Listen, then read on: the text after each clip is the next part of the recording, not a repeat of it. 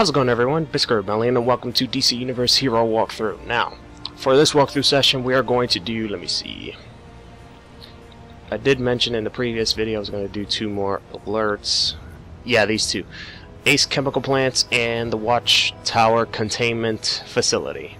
I forgot what that one was about, but I'm pretty sure in the Ace Chemical Plants you have to fight Cameo. Or Camo. Was it? Yeah, Camo and Dr. Or not Doctor, but T.O. Morrow. There we go. Yeah, it says it right there. Wow, I didn't even notice.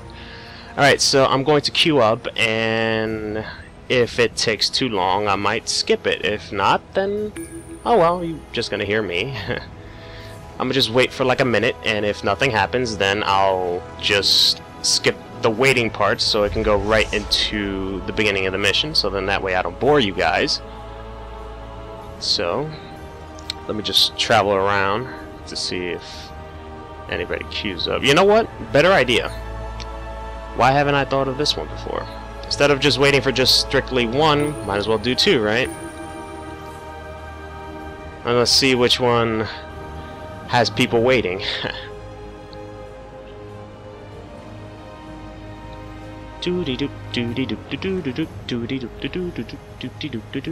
Yeah, this might take a while, so I'm just gonna skip this part. So see you guys when the mission starts, okay?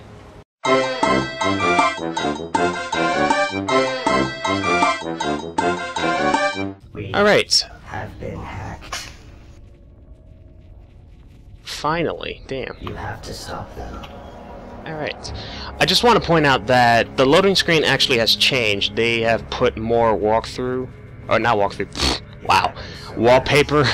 I can't believe I said walkthrough. Wallpaper, new wallpaper for loading screens, which is pretty nice, and they also give you some tips here and there, which is also nice.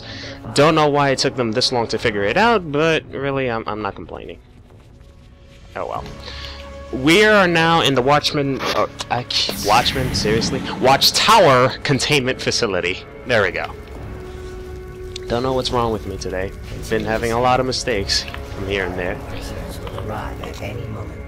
I guess from what I've heard, somebody hacked into the Watchtower's mainframe and controlled everything, and I guess it's Brainiac.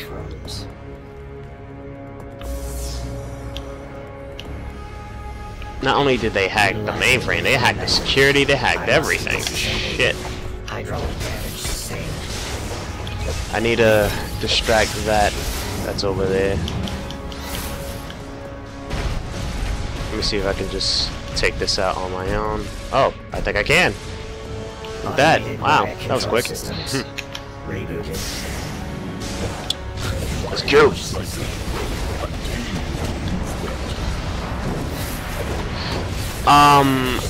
Originally I was going to put this as a, you know, standalone video or standalone commentary, but I feel like right here is a little bit more appropriate, even though this mission doesn't have anything to do with him, and that is Superman.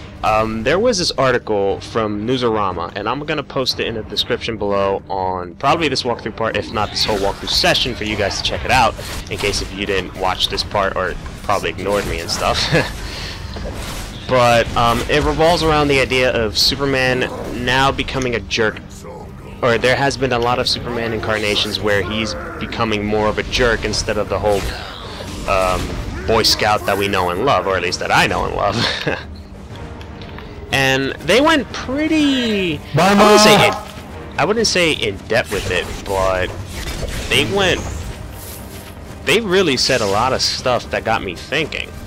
For example, they noticed an increase of Superman becoming an asshole, and they actually broke down some of the different versions of Superman to see which one is, or how do I say this? They had a jerko-meter, and they basically judged each Superman incarnation by how much of a jerk they are.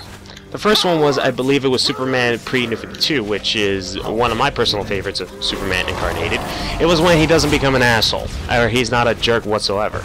And I believe they ranked him 1 out of 10 of becoming a jerk. Now, yeah, he did some asshole stuff. For example, renouncing his U.S. I think his U.S. citizenship, or yeah, he renounced his U.S. citizenship in order to not declare war on other countries and whatnot. And as well, because he doesn't the American people don't follow the American way, so he figures that if it's not enough, he doesn't want to be a part of the American way. Or was it the New 52? I don't remember, but basically in the article they'll explain it way better than me. I'm not very good at explaining stuff. But anyway, the next one was Superman Beyond. For those of you that do not read Justice League Beyond or Superman Beyond, you probably don't know who that person is. He's basically Superman from the future, and the whole series is actually based on the Bruce Timm show of Batman Beyond. And that dude, that Superman, is literally my most favorite Superman of all. Why? Because he's not an asshole. He's overall nice. He's a guy that can literally just sit down and hang out with. He would probably he'll probably treat you like you're his best friend. I don't know why is he so different from everybody else, but I'm glad. And I think Newsarama ranked him as 0.0001 out of 10 on the Jerko-meter. Now let's get back to the main Superman, the one from the New 52. They ranked him 2 out of 10. And depending on the writer, they kind of switch from time to time. For example, Grant Morrison's Superman from Action Comics, at times he has become a jerk. At other times he hasn't. In George Perez's Superman, which was from Superman issue 1 through 6. Are we going? Are we just standing here? Can we go in? No, I'm not talking to you guys. I'm talking to these guys. Come on. Hello.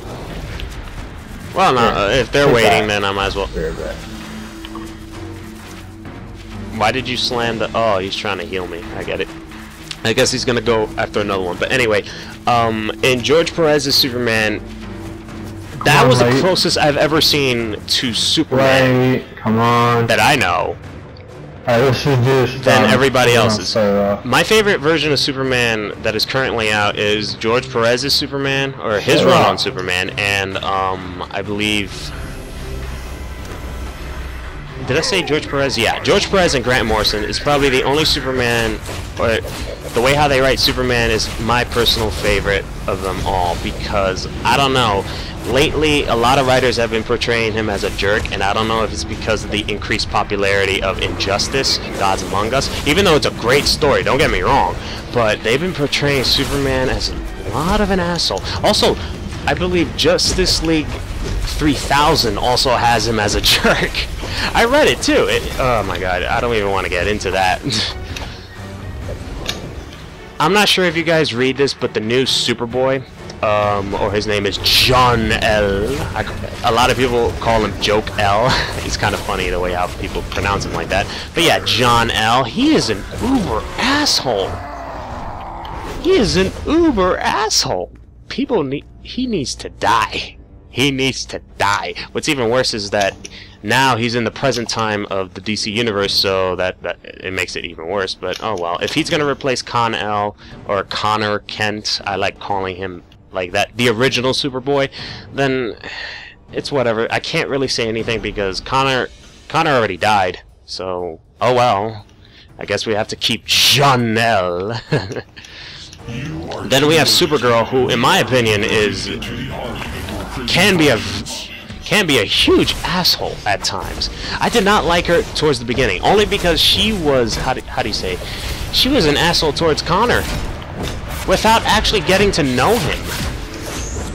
That's one of my reasons why I hated her, because it's just, she loves to judge people so quickly without actually, you know, getting to know them. It's like, seriously? You're gonna be like that? Then fuck you. I don't like you. Fuck you. But anyway, there's been a huge increase of Superman becoming bad, and I don't know. I don't know if that's what the fans actually want. If it is, then shit. Just oh well. I guess being an asshole is the new entertainment thing. I'm not really gonna complain because what's the point? It's true. What's the point? They're gonna reboot Superman anyway. It's only a matter of time before he is too broken, and then they decide to reboot him, because they've been doing that for years with certain characters. So it's whatever to me. And this guy that's talking right now, or at least in my group, is very loud. Shit. Right, what do we gotta do? We gotta reboot the... Oh shit. We gotta reboot the facility. What is that yellow stuff? Is that actually killing me? Oh shit. Let me get away then. But anyway, it's more of a... It's not a rant, it's more of a concern for the future and stuff. I really hope that not Grant Morrison. I give this guy way too much credit. Geoff Johns does a better job as Superman when he starts writing him than, let's say, Scott Lobdell. I hate Scott Lobdell only because of his Teen Titans run. I don't mind his Superman run. It's just that I don't know. I don't know. That's all I gotta say. I really don't know. Well, here's for the future and whatnot. Also, I just want to point out that I am considering doing comic book reviews, except I'm gonna do reviews of comics that I actually enjoy and read instead of just doing everything, because if I do everything, let's be honest, I probably have to quit walkthroughs, because that is a lot of comics I have to review, especially from both DC and Marvel, because I am including Marvel comic reviews as well. So yeah, I think the first comic review I'm gonna do is The Amazing Spider-Man #1. No, the Marvel Now Amazing Spider-Man, not the fourth Spider-Man, where Peter Parker comes back and Spider-Man is no longer with Dr. Octavius, it's now Peter Parker again. I'm gonna do a review on that, and of course I'm gonna do a review of Superman. Why not, right? Because he's fucking Superman and I like him, right? But I'm gonna wait until Geoff Johns starts writing him instead of just doing it right now, because if I do it right now, I have to acknowledge all the stuff that happened before, and I don't want to do that. This is Oracle. Whatever you just did, it finally let me reconnect to the internal systems. We have to get Brainiac out of the Watchtower. You know what I hate sometimes? I know I've been doing a little bit of ranting here, but you know what I hate? Whenever somebody's on the mic, and you can hear the TV. It's like, just why? Why can't I hear the TV? Why can't I just only hear your voice? That drone My is our God. security hacker. Look, I'm hearing it again, and it's so annoying because it's like a dumb echo.